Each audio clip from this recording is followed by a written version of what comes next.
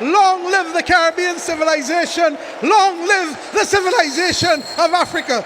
Our people that we're sending out, the criminals, the illegal aliens coming from their countries, we're taking them back, and they're going to take them back fast. And if they don't, they'll pay a very high economic price, and we're going to immediately install massive tariffs. Thank you very much, Master of Ceremonies.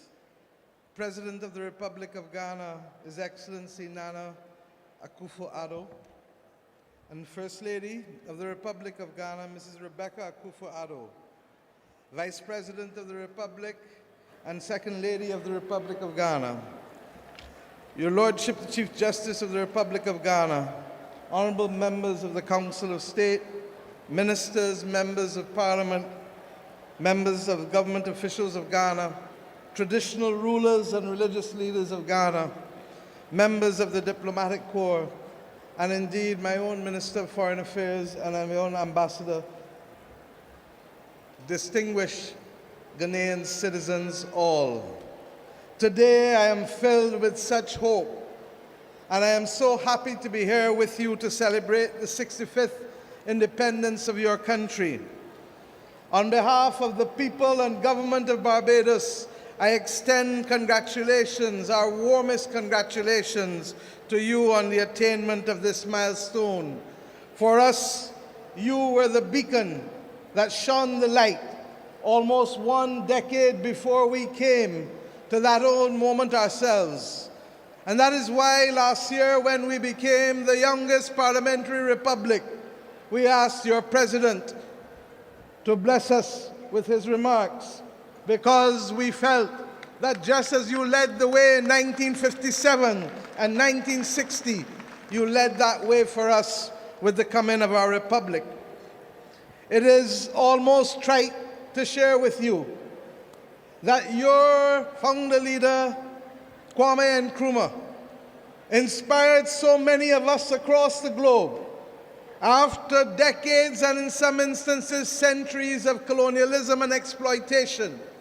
The capacity to rise and to be able to say that we can, we shall, we will. That simple example gave so many of us the courage that we too could and would and should.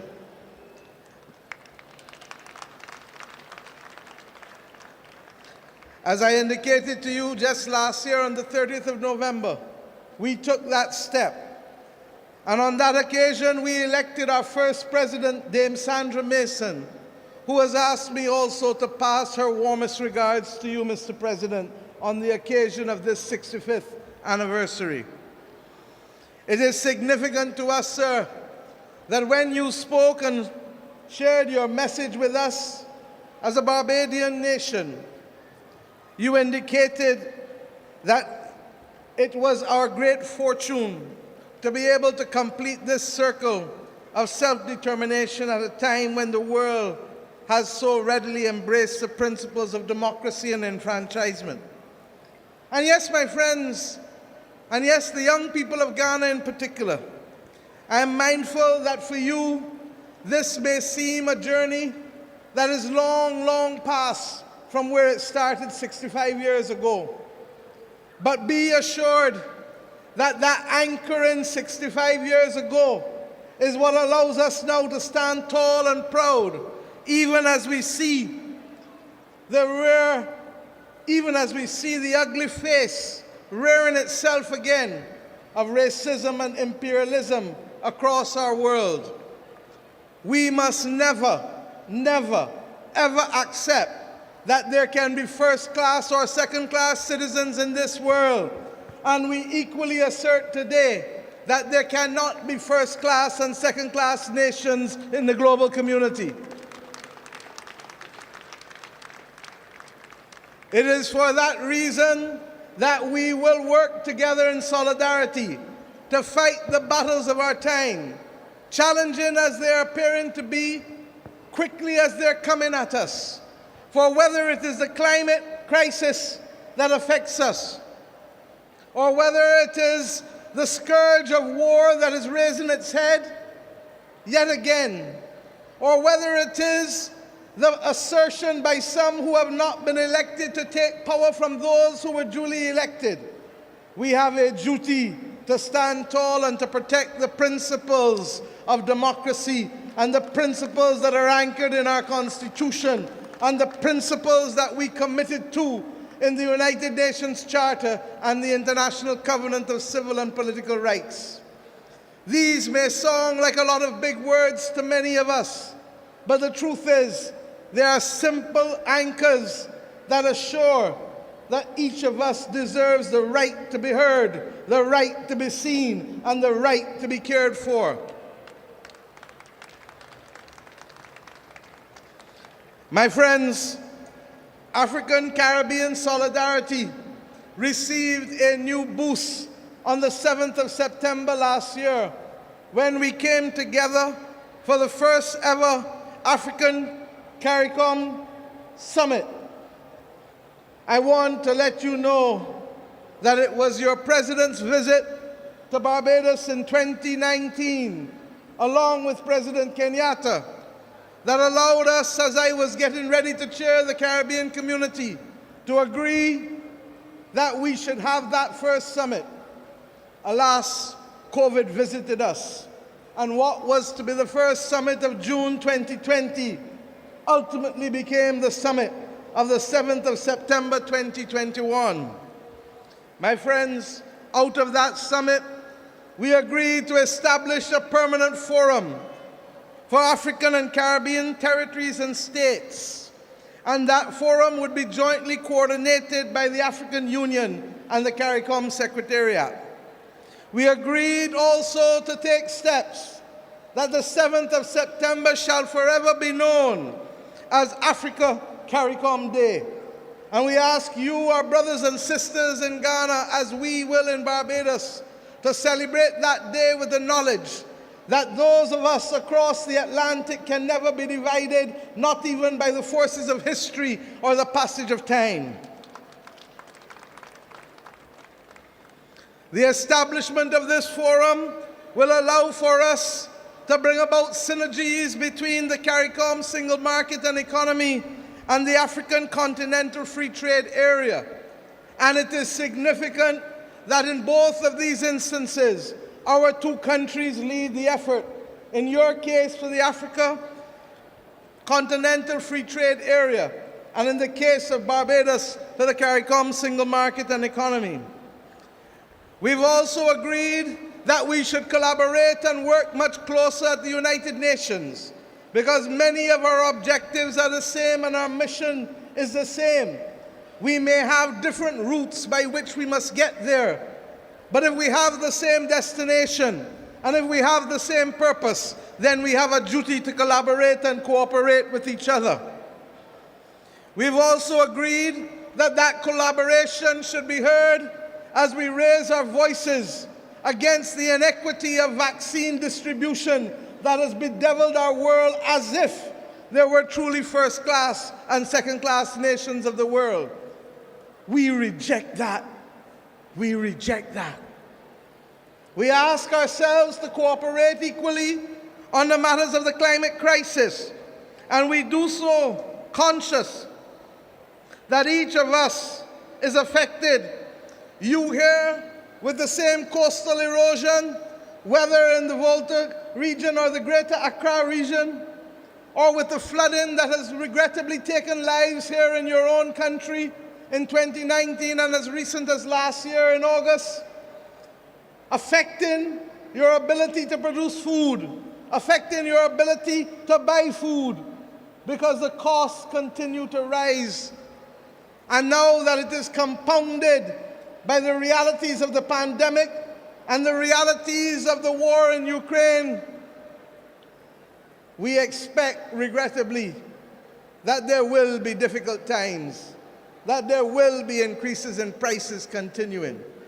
And I say to you, the people of Ghana, that in the same way that we have in Barbados to explain to our people that the cost of living that now chokes so many of our people is regrettably not national, but global in nature. For we only need to look at the impact that will be happening soon as we get our next shipments of oil, as we get our next shipments of food, as we get our ability to negotiate whether we can in fact get the shipping arrangements to receive that which we want to buy. But we know that we come from a proud and resilient people, and not even the combination of the pandemic and the climate crisis and the consequences of aggression in Ukraine can cause us to bow and to lose focus. Yes, the times will be hard, but our ancestors have shown us that even in hard times, we can rise above this and hold firm to the view that we are a resilient and dominant people, capable of moving strong ahead. It is for that reason, Mr. President, that when we look at the global architecture and the lack of fairness in the structure of it, we too echo your own calls and that of others, that the African Union should be given a chance to become part of the global leadership if it is to be legitimate and if it is to be morally accepted by us all. The G20 cannot remain 20. The G20 must become the G21, for we know that in the African Union you constitute the 5th largest economy in the world with just under 3 trillion in production on an annual basis. And we know that the 1.3 billion people of this continent actually have the greatest demographic dividend to be reaped in the 21st century, with the largest percentage of young people on the planet Earth today to be found on the continent of Africa. If there is to be a future for these young people in Africa, then that future must be shaped not just by those who tell us what to do, but must also be shaped by those who experience what it is to provide for the 1.3 billion people on this continent.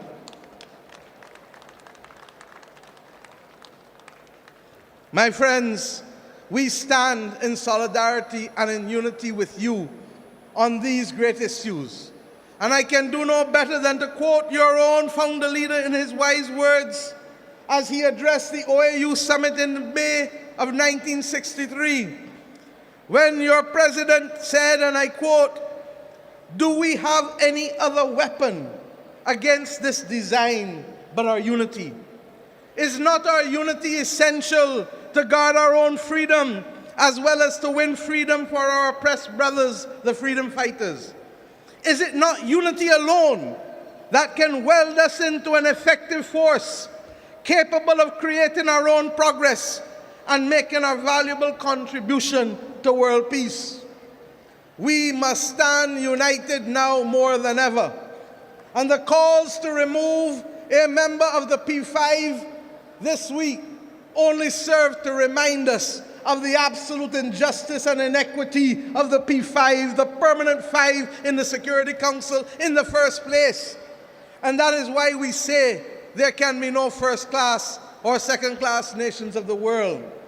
It came to a head, an absolute head, when the one that was given the power to veto literally this week ensured that that veto literally made the United Nations almost useless in its capacity to save the people of Ukraine as they faced down the weapons of Russia. We say today that it is not only there that there must be change. We ask the world to also recognize that the international financial institutions cannot accept that 2 countries, namely Greece and Ghana, can go to the market to borrow money, have the same credit rating, but Greece must be able to borrow, and regrettably, at a fraction of what Ghana must now pay for the cost of capital. That is and cannot be part of a fair and just world in the 21st century. And why must it change? Because in a very real sense, even though we settled the individual rights to protect each and every one of us, At the formation of the United Nations, we preserved an old colonial order of empires having the right to determine what the global community should look like. We now know that it does not work. And we now know that the time has come to work together to change it for the betterment of the nations of the world altogether, yes, but in particular for the betterment of the people of our nations who were suppressed and colonized, regrettably, for too long. My friends, I ask us also to recognize that in today's world, technology makes geography and size almost irrelevant.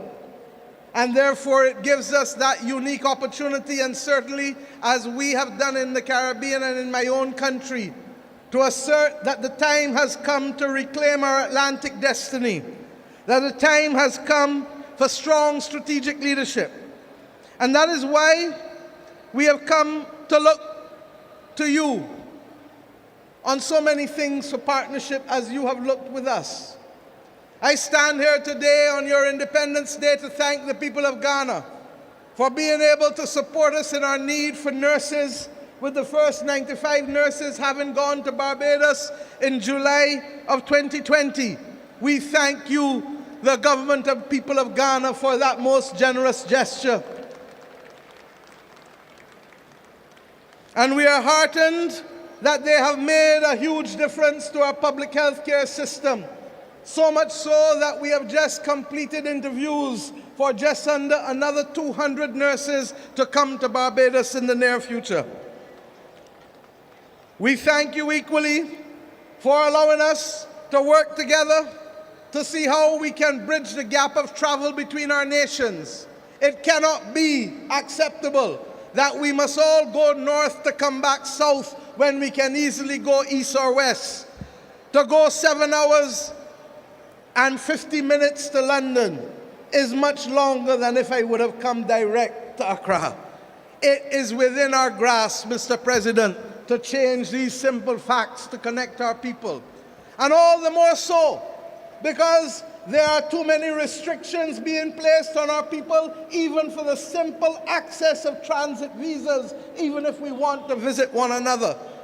We are independent, and we must now shape our future truly in the image of where we want our people to go, rather than being victims of the decisions of others over whom we have little control. I am happy that we were able equally to establish in the last year a mission, an embassy in this country to be able to promote trade, culture, and diplomacy. And the Barbados Embassy at Ghana in Accra is one of our first to have been established in the continent of Africa, along with our embassy at Nairobi.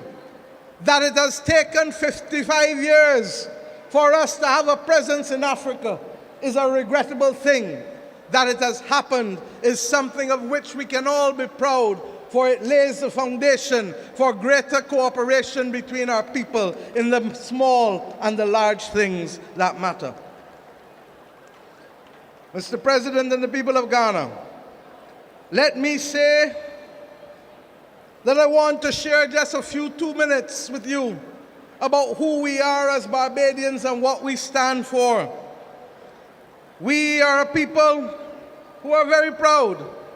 And we know, as I did and said when I addressed your parliament, that we were an Akan-speaking nation in the 17th century, that many of our people owe their inheritance to this great nation.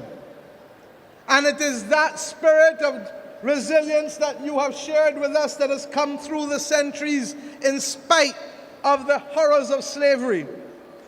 That for us, on 166 square miles, land means everything. And therefore, not just the possession of land, but the ownership of land must matter. That in our country, and I say so conscious that here in the Cape Coast, education has been critical to you in this part of Ghana. Equally, education is a bedrock upon which our nation has grown and has become more stable and prosperous. I say to you that it is our mission to erase poverty from our landscape, because poverty is a cancer that takes away from our people the right to choose and the right to be. And I share with you two simple things that perhaps say it better than I could ever say it. For when we became an independent nation, and the President of the United States of America, Lyndon Johnson, offered to pay our dues to join the Organization of American States, the then Prime Minister and Father of Independence, the Right Excellent Errol Barrow, said to him, "Mr. President, where I come from, if you cannot afford to pay the dues, you do not join the club." That is who we are as Barbadian people. And when he went to deliver the first message on behalf of our people at the United Nations, he indicated something that has remained our motto and our bedrock, and which serves us well today, even as we comment on the crisis in Ukraine, that we shall be friends of all and satellites of none. This is a spirit which was imbued in us, and we have no doubt that that spirit owes its heritage to right here where I speak today, in the continent of Africa, because that is what allowed us to keep our heads high in spite of all that we had to face. Today, as we go forward, we simply use the words, as I've had to do over the last 4 years in my country, as we ourselves face serious economic difficulties and challenges, as we face the climate crisis and the pandemic. And what were those simple words? Simple that our children understand. Many hands make light work. And just as we are prepared to share the burden of adjustment always, we must be prepared to share the bounty that can allow our people always to aspire and to feel that they live as owners in their own country and not tenants in the land. My friends, I ask us once, please, before we go and I close, to reflect on the fact that it was from this coast, regrettably, that many people left. Yes, never to return at that time, but with a wish always in our bosom that their children and great-grandchildren and great-great-grandchildren would come back to this land. We are conscious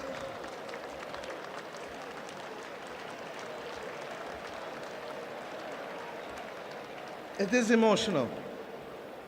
We are conscious that those who put your family in those castles, those horror houses, whether here or in Gorée, did it because they simply did not see you, hear you, or care for you, and did it solely for the purpose of profit and solely for the purpose of power and dominion. It is regrettable that those same motives are showing themselves on the landscape of the world today. And if ever there is a people who can speak out against it with a moral authority, if ever there is the capacity for global moral strategic leadership, Mr. President, it must come from those of us who were affected on both sides of the Atlantic, those of you who lost brothers and sisters, and those of us whose great-grandparents and great-great-grandparents suffered the indignity of being treated less than human. We have come to this point today to say to these young people who sit opposite me that it must never happen again. And to ensure that it shall never happen again, we shall build monuments that you shall never forget. And it is therefore with pleasure that I share with you today that one of your own distinguished citizens, Sir David Ajay, has been the person responsible for designing the monument in Barbados, the country that has had, regrettably, a relationship with racism that is a blot on our history. The parliament which I lead, regrettably, was a parliament that in 1661 passed the slave code that came to spawn all of the other laws that govern slaves in the Americas. It is for that reason that we, the children of independence, have an obligation to build a monument such that these young people shall never forget the scars of history. And that monument shall pay tribute to 570 slaves buried in the burial ground at Newton Plantation in the parish of Christchurch, Barbados. We shall equally build there a genealogical research center so that we can truly understand who and who is exactly family. Because Barbados has the second largest transatlantic slave records in history, only to be exceeded by the United Kingdom, whose ones perhaps may not be as pristine as ours for different reasons.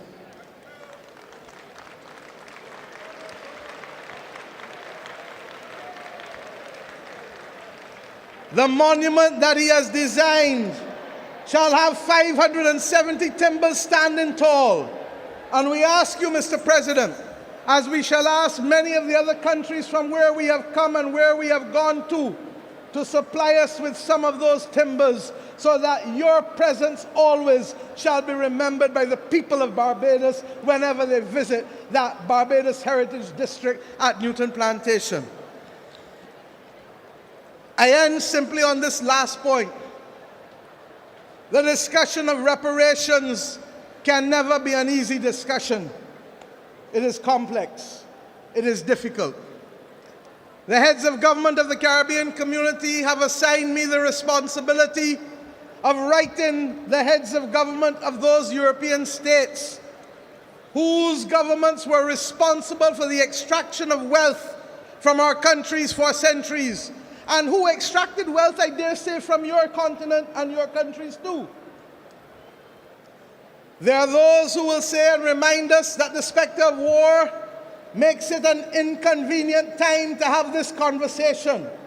But may I say that it is never the wrong time to do the right thing, and I therefore hope that we shall have the support of Africa in these difficult and complex conversations that regrettably have led to the extraction of wealth for centuries from our nations in the Americas. Thank you, my brother. My friends, we come to you today conscious that we have returned. We have returned.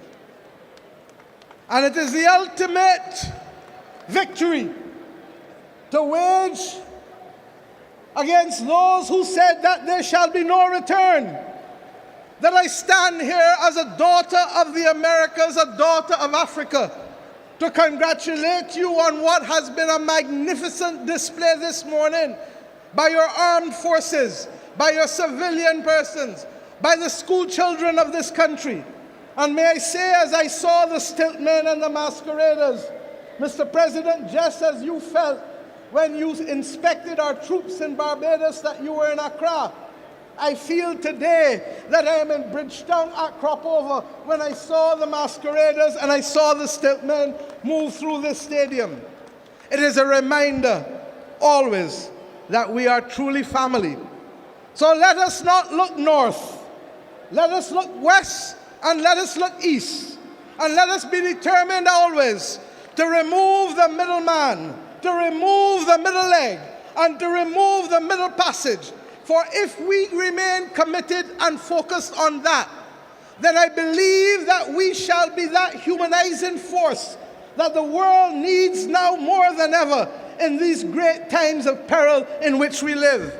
For we will know what we must do to bring justice to the fight against climate. And we will know what we must do to bring reparations to those people who have lost. And we will know what we must do to ensure that those in this continent and in the Americas should not be deprived of vaccines at a time when other countries literally are throwing them away as if they didn't matter. For we shall know when the next pandemic comes how to fight it and who to protect. Mr. President and the people of Ghana, I leave you today confident that you shall continue to light a beacon for those of us not only in the continent of Africa, but across the world. And we shall join you in holding that beacon, that everlasting fire, if only because it is a moral and just fire. It is a moral and just fight that we wage. But we are equally conscious that those who labor in a great cause, my brothers and sisters, shall never fail. Long live the Republic of Ghana. Long live the Republic of Barbados. Long live the Caribbean civilization. Long live the civilization of Africa. Thank you. Hi guys, welcome back once again to my YouTube channel. I'm B-Boy. Remember, if it was the first time you're coming across my video, don't forget to like this video, subscribe and share. Okay guys, in today's clip we want to talk about Mottley, the PM of Barbados. We all know Mottley, she's just that one kind of a leader who truly stands for the rights of black people, and I really feel like Mottley is a voice that God sent to protect those countries that are less fortunate, because of how she's truly speak, because of how she's truly defend black people. And she really came out, this was his speech in Ghana, and she came out, she just want all black people to unite. And I feel like Mottley, she's an inspiration and motivational speaker across all the world. A lot of people really admire Mottley, and a lot of countries, especially in Caribbean and Africa, really wish if all their leaders could be like Mottley, or really wish if Mottley could be their PM or the president, because of how this leader, she's so fearless, she's truly speak from her heart, and she's just that kind of a leader who truly defend black people. And she just want a lot of people to know that a lot of black people, they stand, or they came from their ancestry.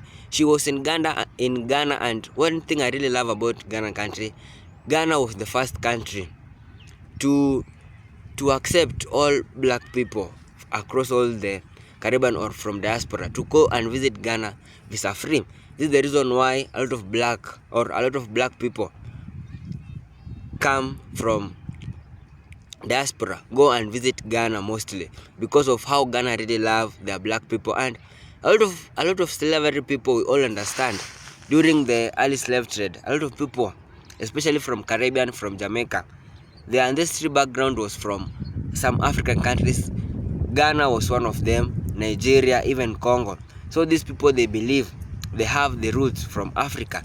And Mottley, she won't stop welcoming all the black Americans, all the black people from diasporas to come back to Africa to visit the ancestral land, because they feel like they are being needed in Africa. And Mottley just want all black people to unite, because we all know if all black people can come together and unite, we'll stop depending on these other Western countries.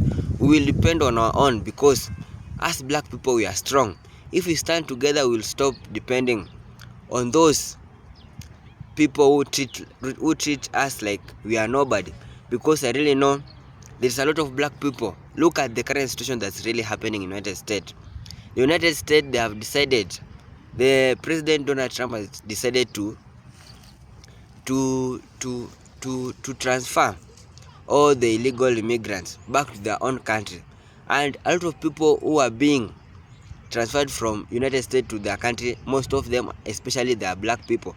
So it's like the United States or the America just want to get rid of all black people, because they are deporting all illegal immigrants, whether you are a criminal or not. Donald Trump really came out and said that he will deport all illegal immigrants. And we all know in United States there is a lot of black people, and they are being started to be deported back to their back country, to their own countries. This really shows that these people don't want black people in their country. They have seen that black people, they have started to waken up, they know their rights. And Mottley is that, she's just that one kind of a leader who truly speak from his own heart, and she just want all black people to unite, because black people are powerful. These other countries, or these Western countries, they know if all black people unite, they are very strong, because they have really dominated a lot across all the world. We are strong, and Mottley won't stop. And we would like all the African leaders and Caribbean leaders to take note what Mottley she's doing, to do what this woman and strong, fearless woman she's doing. We really pray for her, for God to protect her, because she truly speaks from her heart, and she's just that one kind of a leader who really know, or who really fight for the right of black people. So all the leaders should do what Mottley she's doing. She's just that one kind of a leader who doesn't support corruption, and it will be better if all leaders could do what Mottley she's doing. From all Caribbean, starting from all Caribbean to Africa, those puppet leaders should stop what they are doing, because the local people are the one who are suffering. Those local people who elected them are the one who are suffering, and it's high time they do what's right for their own people. They should stop corruption, make sure the local people have jobs in their country. The education system is better. They should make sure their countries have good hospitals, like Mottley she's doing. A lot of people really admire Mottley because of how she's truly speak with justice from her heart. She doesn't support corruption, and she's truly love his people and the people from their country. The Barbados country should be so proud to have such a leader, and also Caribbean. So guys, let's do what is right. Let us support our good leaders. And if it was for the first time you come across my video, don't forget to like this video, subscribe and share. Thank you so much for your time. May God bless you.